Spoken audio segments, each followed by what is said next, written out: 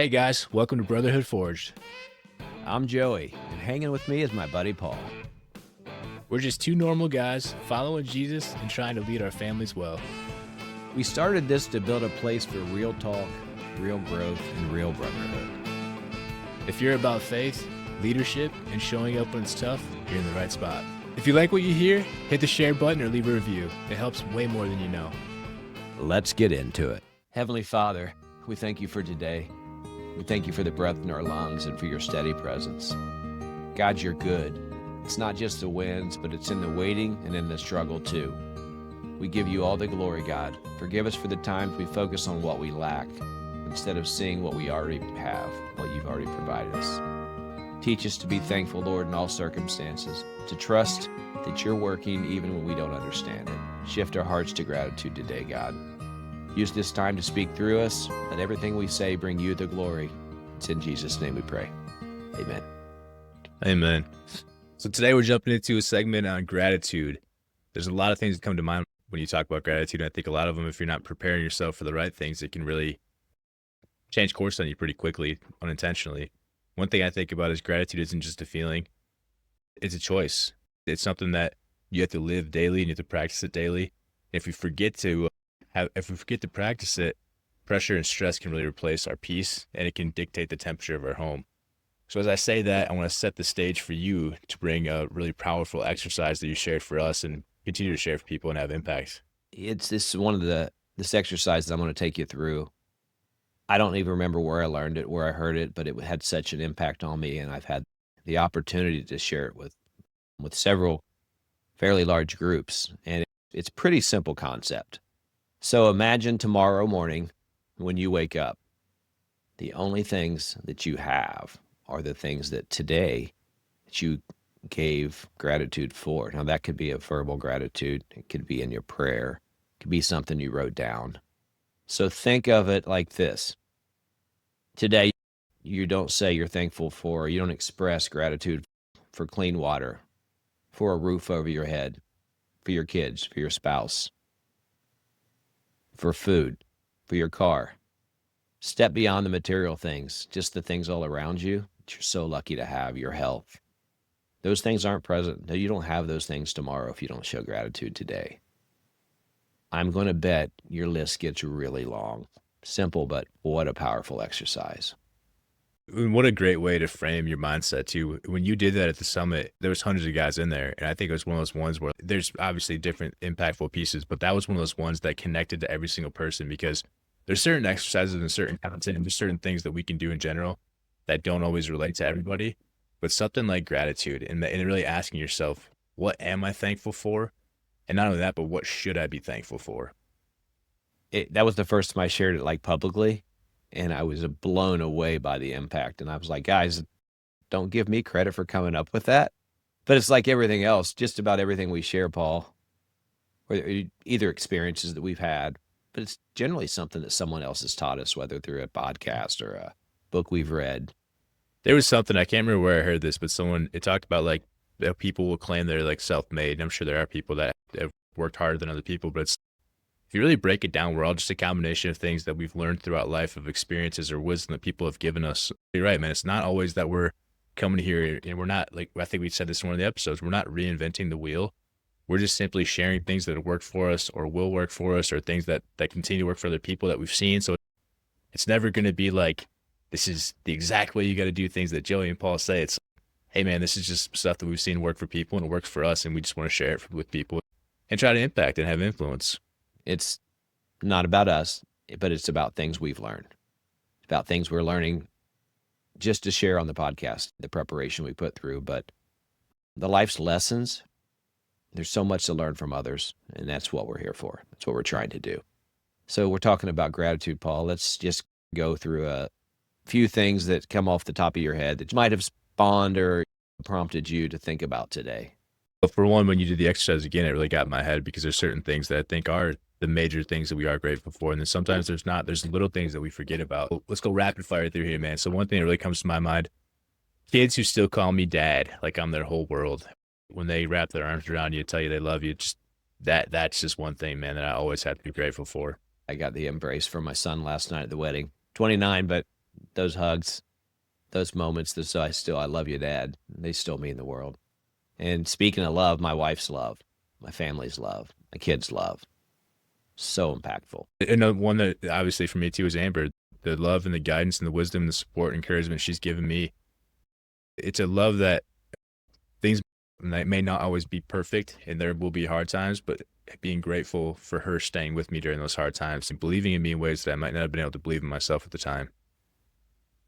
So I won't steal that one from you, but I can definitely relate from a standpoint of a wife who stuck with me through some pretty ugly times when I was an ugly person. Very grateful for that. And I just look around me this morning. I was sitting before we got on the podcast, sitting on the couch with my 3 dogs, one in my lap and my cat.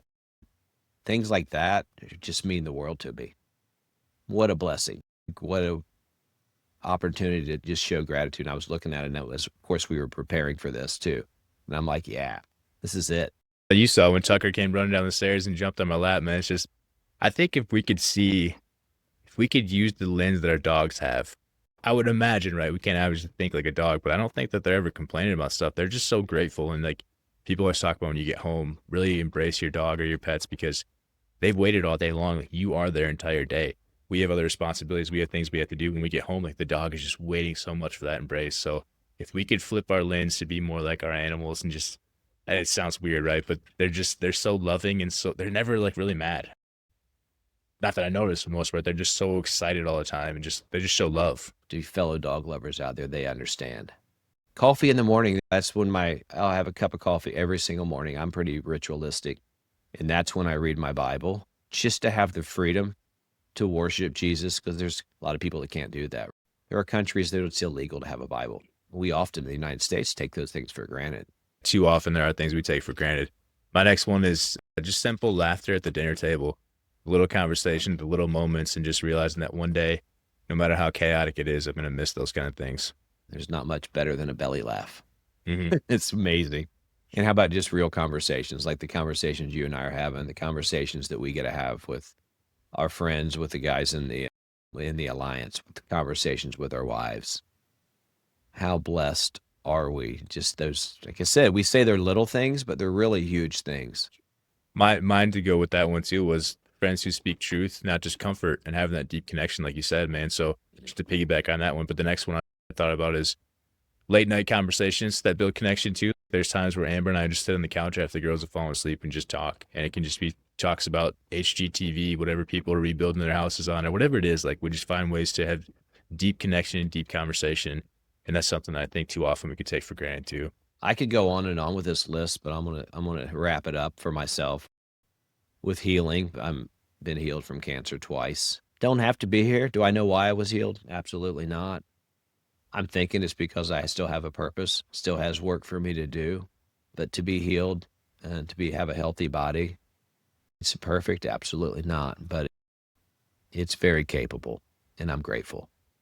That's a great one, man. And I would say the same for me is my body, the health that I have, the ability to keep working out every single day, not because I have to, but because I want to. And the last one I'll say is just the man that I'm becoming. I got to give my mom a shout out because she's actually one of our biggest fans, man. So the belief and the love and the support she's always given me, like I look at a lot of things, and actually one of the things that I need to show more gratitude for is where I'm at in the present moment, what's led me to this, and not just always thinking like, what's that next thing? Because you and I talked about this. We're worried in the same way where it's, we started this or we've accomplished this, we're doing this, but what's next? It's like, sometimes we just got to be in the moment and be grateful for what we have right now and where we're at right now and what helped get us where we're at right now, opposed to thinking what's next. It's like, sometimes it's just slow down and just be thankful for the person we are and the place that we're at and the people we have around us. That's such a good point. Speaking of your mother, yesterday we went to a wedding and I put on a sport coat that I hadn't worn in 6 years. I reached in the pocket, pulled out a poem I'd written the day, when we buried my mom. I had written about my mom. And I was like, wow. It's not that I hadn't worn the jacket, but it just brought back those memories. And I too, I'm thankful for the positive impacts that my mom did have on my life. Were they all perfect? No, but like I talked before, I like to focus on the good. And that was just a cool reminder. Absolutely, man. I like to think of those kind of things as signs too, that it's like my grandpa, my mom's always taught me at a young age, if I see a cardinal, if I see a bluebird, it's a sign that, hey, your grandpa's still around us. He's still present. He's still there for you. So you finding that poem, man, sure, it was in your pocket from the last time, but maybe you could have wore a different jacket. So it was a sign. I was going to wear a different jacket. I put that one on the last second. The other one was I didn't even know that. The other one was a little snug, so I'm like, yeah, I think I'll wear this one. So, yeah, you didn't know that, but that's pretty cool. You got a little story to share with us, don't you? I'd like you to see if you don't care. Yeah, just it's kind of like a Joshua Metcalf type of thing, man. Just gives you a little story, different perspective of gratitude and what we're trying to get at this podcast or this episode. So think of this. The 2 mornings of fatherhood gratitude story. 2 dads wake up at 5:45 a.m. to the sound of crying kids and a sink full of dishes. How often have we all been there? One rolls over and groans and thinks, here we go again. No rest, no appreciation, just chaos. The other dad pauses, takes a deep breath and thinks, this is hard, but one day the house will be quiet and I'll miss this. He walks into the kitchen, pours cereal and offers a smile. Not because life is easy, but because he has chose to see the gift in the grind. Same house, same mess, same exhaustion, but one dad is counting burdens, while the other dad is counting his blessings. Well, that'll make you think. 2 guys, identical circumstances. Goes back to our mindset, right, that we talk about often, we will talk about often. What are you going to focus on? The moral of the story, gratitude doesn't make the hard stuff disappear, but it does. It helps us see it differently. It's not about the perfect mornings. It's about showing up with a heart. And remember, why does it all matter? That mindset piece, like you said, man, you get to focus on what you want to focus on. And I think a good reminder, I'm reading a lot of Eckhart Tolle's stuff right now. The Power of Now is one of his more better known books, but it's, you're not your thoughts, you're just the observation of them. So the same thing when we're in our stuff, like full disclosure, with Amber being pregnant and us being really busy, our house is not where our house should be as far as there's toys around, there's dishes, there's stuff. It's how it is, right?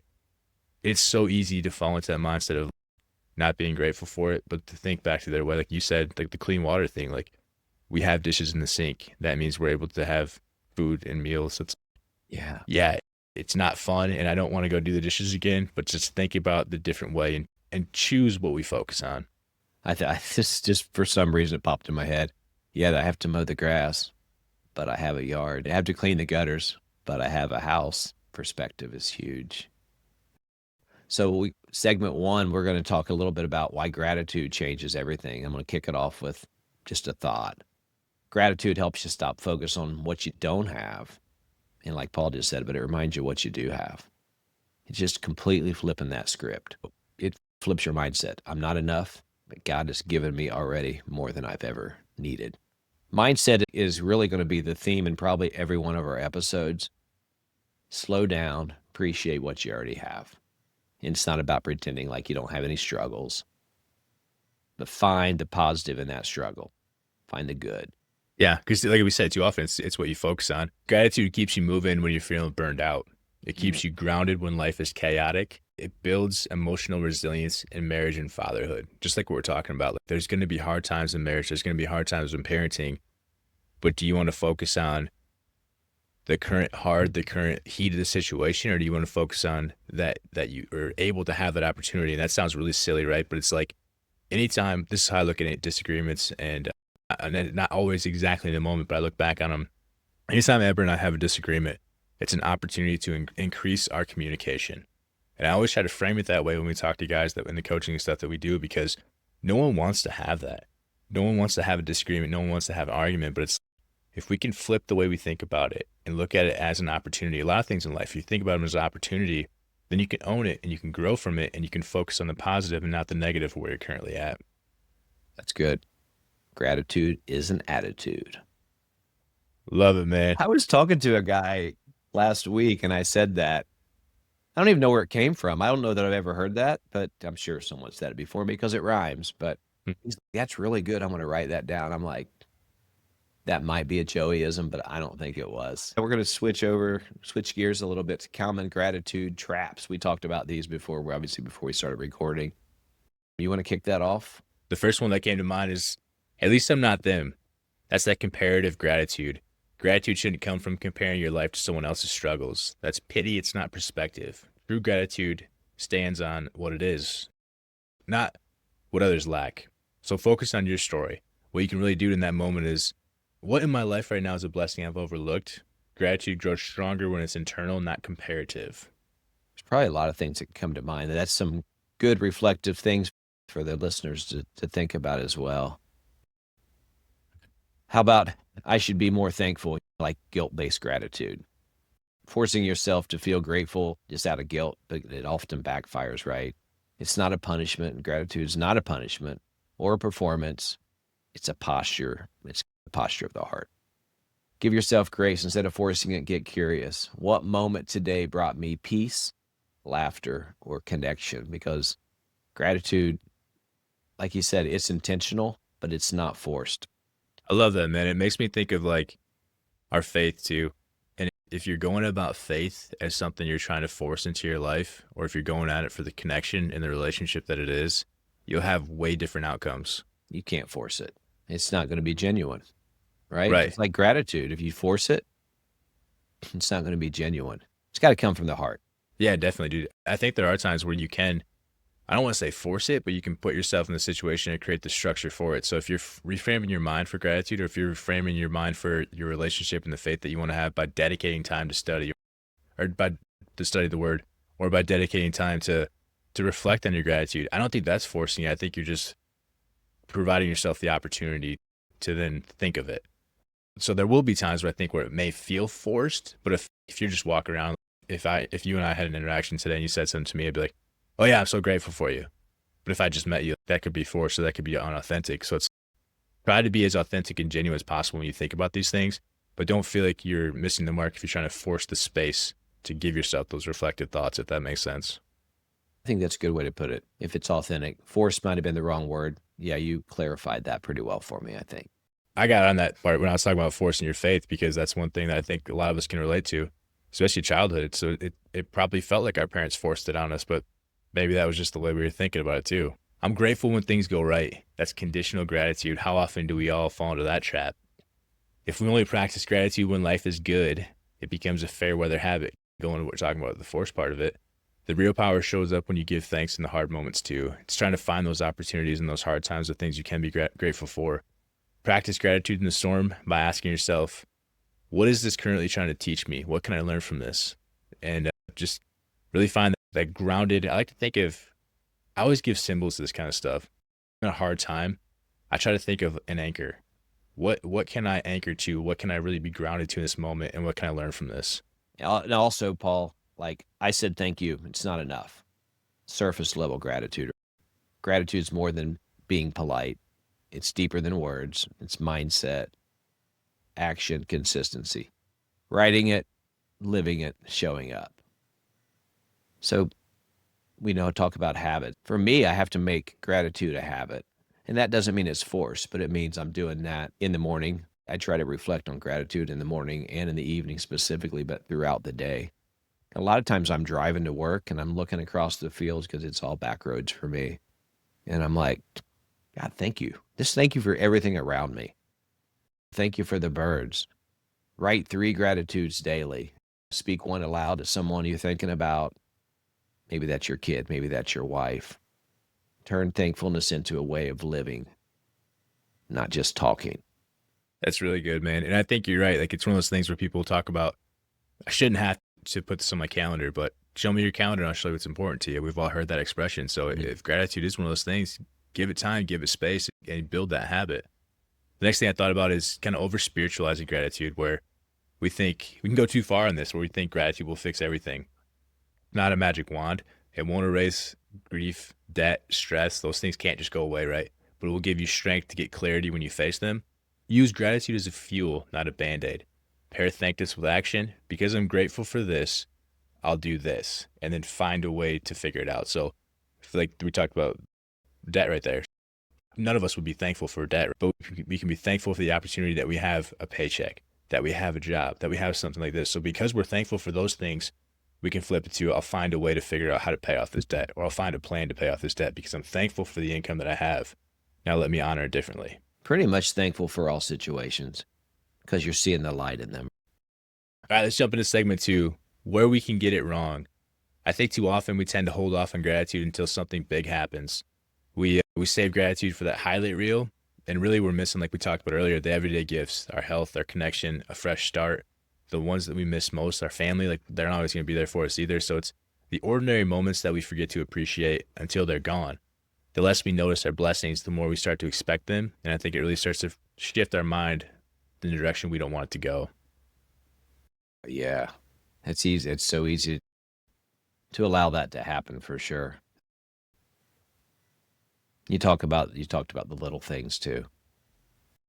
We just want to be thankful for the big things, the car, the house, whatever, the big things. But dude, the list is so long. It should be so long. And we have so much to be grateful for.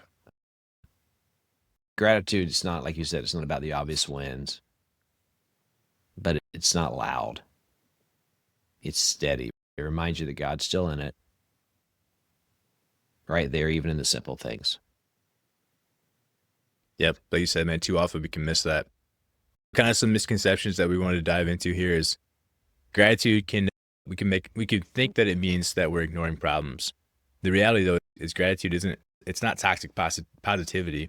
It's seeing the good while still acknowledging that things are hard. It can build resilience, not denial. Yeah, that's good, Paul. Only big things are worth being grateful for. We just talked about that. So just kind of circling back to that. And the reality is gratitude gets stronger when we notice the small stuff. We notice the drinking water, the clean water. We notice the warm showers. It's so easy to get caught up on the big stuff. Yeah, I don't even know what else to say on that. We got some challenges coming up too later on, but I think, like you said earlier, I just want to highlight that where it should be such a long list. And too often there's so many things that we just take for granted that we don't even consider to put on that list. But if you break it down, there's so many things there. And one thing too, the misconception is being grateful means I shouldn't want more. So as we talk about the stuff like that list being long, that doesn't mean that you can't want more. The reality is that you can still be content. You can still chase growth. Gratitude doesn't cancel drive. It shouldn't minimize you. It should make you more appreciative of what you currently have. What you currently have, and you in that perspective. Yeah, that's good. Gratitude also, think about it. It's not just a feeling that comes and goes.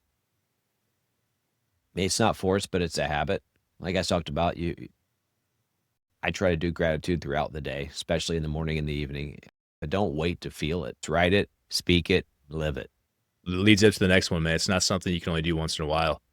Daily gratitude changes your lens. It really flips that perspective of how you see everything in your life as an opportunity. Once a year, thankfulness fades. Daily practice transforms. That reminds me of like goal setting, even the New Year's Eve goal set. If you just set goals once a year, think about how little of an impact that can really have on you unless you continuously do it. So if you were just to be grateful once a year around the holidays or whatever it may be, that's not, in my opinion, strong enough. If you're doing this stuff daily, you're really changing that entire lens of how you see people, opportunities, the world, just things around you, and can have a huge impact. If you're praying Thanksgiving once a year, and that's before you eat the turkey, you might want to reevaluate. Because a lot of people, that's when they give thanks. And I've been in those situations, been in those circumstances. We give thanks at Thanksgiving, but boy, there's so much more to it. So some daily practices that I use and Paul uses as well. And a question that I frequently ask myself is, what do I already have that I used to pray for? And that list for me is long. Obviously, I talk about it a lot, and there will be an episode in the future where Paul and I will each give a little more of our story. But for me, big part of that would be surviving cancer twice. I'm very proud of the son I have. Always prayed for that. Proud of who he is. The brotherhood that I once craved for that I thought I'd never find, that I have. Paul's a big example of that. I have several guys in my circle that I never dreamed I would have. Just the love I receive from those brothers is amazing. Deeper faith in Jesus that I only dreamed of, that I just kind of ran from for many years. That's building every day. And last but not least, this wife, Bobby, that's never gave up on me. Those are huge, man. And one more materialistic thing that comes to mind, and not even really to have that list, but it's oftentimes we can think of the things that we did pray for can become burdens. So I thought about this and I actually shared this with one of the guys that we're pretty close with. My house, right? At one point, we moved in this house 5 years ago. At one point, this was the only house. I wouldn't even say it's our dream house, right? But it's the opportunity to make it our dream house. But the only one in the market that we can get into in our area that gave us the space and the layout and the subdivision that we wanted. And how often can we go through this? So I prayed that this would work out for us to get this house. But how often can we go through this stuff like you were talking about earlier? I have to cut my grass. I have to clean out the gutters. We can look at these things that we once prayed so hard for as a burden and miss the opportunity to remind ourselves that, man, I prayed every single night for us to get the opportunity to move into this house. And now I feel like it's a burden because I have to keep it clean. It's, that can really change you. So having that list like you talked about, man, it's just a great way to recenter yourself. And some other things that popped up too is I try to end each day with, you could go for 3 wins, but really one thing I try to do each day is just think of a win from the day. So think of a way to focus on a moment or something I share with my daughters, or just the moment I had with Amber, or just text her one time throughout the day of something I'm grateful for that she does for our family. It's one of those things where it's, yes, speak gratitude out loud daily. Don't just assume others know. If we're assuming that our spouse knows that we're grateful for them or that they should just know that, we're missing the mark, right? We got to actually say it to them or text it to them and really get it out there. To reframe things, or like I talked about too, is what is this teaching for me? And really try to think about, like, when we're going through those hard times, where can I find that thing to be grateful for? You mentioned being verbal, and that brought to mind, there's a guy that I'm mentoring right now, and he had sent me a list of things why he's so grateful for his wife. And I'm like, that's great, but are you sharing this with her? Oh, if you're not sharing with her, why? It's great you're telling me these things, but if you're not expressing those back to her and letting her know, it's pointless. They're just words. But think about how powerful that can be too. Like, it's that Darren Hardy compound effect thing I talked about in the last one, where they did that Thanksgiving journal where every single day they wrote down one thing they were grateful for of their spouse, and then they gave it to him. And Darren said when he gave it to his wife, she appreciated that journal of 365 things he was grateful of her for. She appreciated that more than she appreciated a BMW that he bought her. Now, I can't buy Amber a BMW, but I can give her a long list of things I'm grateful for. And I think that's one of the most beautiful things about this and something like this, and speaking those two people, is it doesn't cost you anything. Yeah, all these things we're talking about, Paul, are things that I'm definitely not perfect at, but they're such wonderful reminders. How about exercises? Giving the listeners some exercises, some things to work on. I know we had talked about this a little bit before we started recording today. How about the get to shift? Reframe that burden and turning that into a blessing. How to do that. So anytime you catch yourself saying, I have to, just pause and remember, nope, it's not I have to, but it's I get to. Because I'm a husband, blessing. Because I'm a dad, blessing. Because I'm a leader. I get to wake up early because my kids need me to be present. I don't have to, but I get to. I have kids. How many people can't have kids? Love to be burdened with that. How about I get to do the dishes? Because like you said earlier, Paul, we have food to eat. And the list goes on. Fill in the blank for whatever's applicable to you. That's a huge one, man. I think too often it can be hard to say the shift from I have to I get to. There's going to be times where that doesn't feel good. But it's all about trying to create that distance from that mindset trap where it's, if I fall into the have tos, then like you said, we're shifting burdens. We're taking blessings and thinking of them as burdens. And I love that comparison of it because those are such different things. If we can visualize that we want this to feel more like a blessing than a burden, that can also help too, I feel like. Yeah. The next one is the 3-2-1 daily reflection. Build a simple daily habit. At the end of each day, write or speak 3 things that you're thankful for, 2 people who impacted your day, and 1 challenge that taught you something. Now, you may not have something for this every single day, but the idea is just to practice it. And now the more you practice that, the more your mind will start to look for it. Like Darren talked about in his thing, once you start to look for these things, it becomes more natural. And what you focus on will grow. So if I'm going into every single day trying to find something that is a burden, I'll find something that's a burden. But if I'm trying to find 3 things I'm thankful for, I guarantee I'll find 3 things I'm thankful for. And they might not be huge, extravagant things, but they'll be things that I'm thankful for, and it'll really help me build that muscle, I feel like, too. I think I have 1 word reflection for that. That'd be intentionality. Hey, thanks for hanging out with us today. We knew this conversation on gratitude was going to be way too much for 1 episode, so we split it into 2 parts. In part 2, dropping next week, we'll dive deeper into how gratitude shifts your mindset, even when it feels heavy. We'll also share some personal stories and practical ways to live out 1 Thessalonians 5:18 every single day. Today's message hit home. Please do us a favor. Leave us a review, share it, shoot us a message on Instagram. We'd love to hear what stuck out for you. Until next time, stay grounded, stay grateful, and keep forging that brotherhood.